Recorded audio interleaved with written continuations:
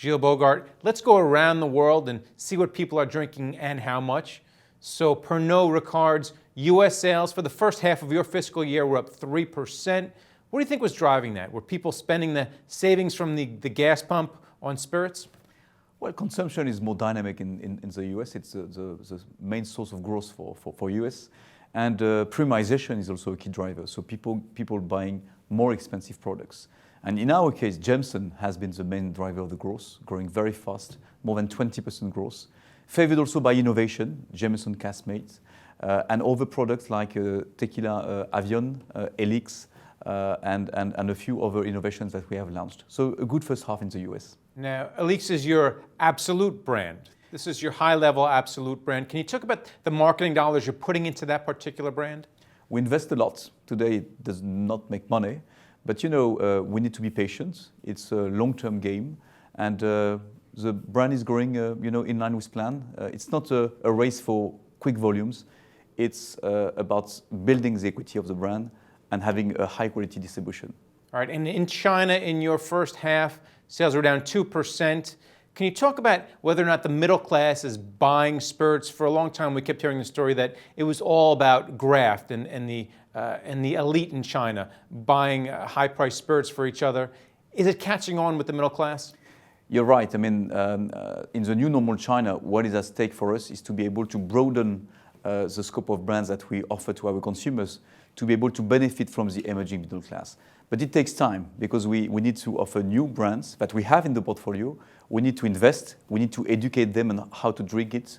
But definitely the future for China for us is to broaden the scope of consumers. And in the first half, your other emerging market sales, India, Africa, very good, double digits. What do you think was driving that?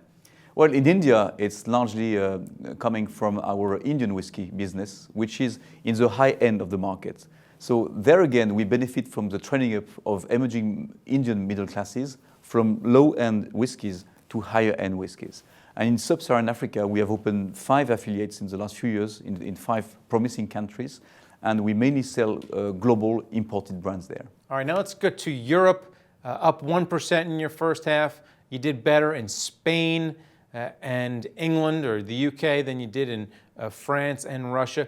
Can you talk about pricing power in Europe? Are you able to raise prices yet? Modestly. We did it in Eastern Europe because of the strong devaluation of the ruble, so we've been able to increase strongly our prices. In Western Europe, we try to do so, even if we sometimes have to face some commercial conflicts with the retailers, which are putting a lot of pressure on prices. All right, and then finally, can you talk about how you're allocating your marketing dollars? This is a big thing when it comes to spirits companies. So how are you putting your money towards social, towards traditional TV, towards print? How are you doing it nowadays? Well, you're right to say advertising and promotional expenses represent 1.6 billion euro, 19% of the group net sales. It's by far the largest investment that we do. And within our A&P investments, digital now represents 25% of the whole investment. And it's probably the main revolution we have in the industry. It allows us to be far stronger in consumer engagement. And it can give us a competitive advantage. So we have invested a lot in marketing and also in technology to be better as the others in that very important topic. All right, one more question. Can you talk about spirit consumption as an economic indicator? Is it a good one or is it a bad one? Well, we tend to have similarities with the GDP growth country by country.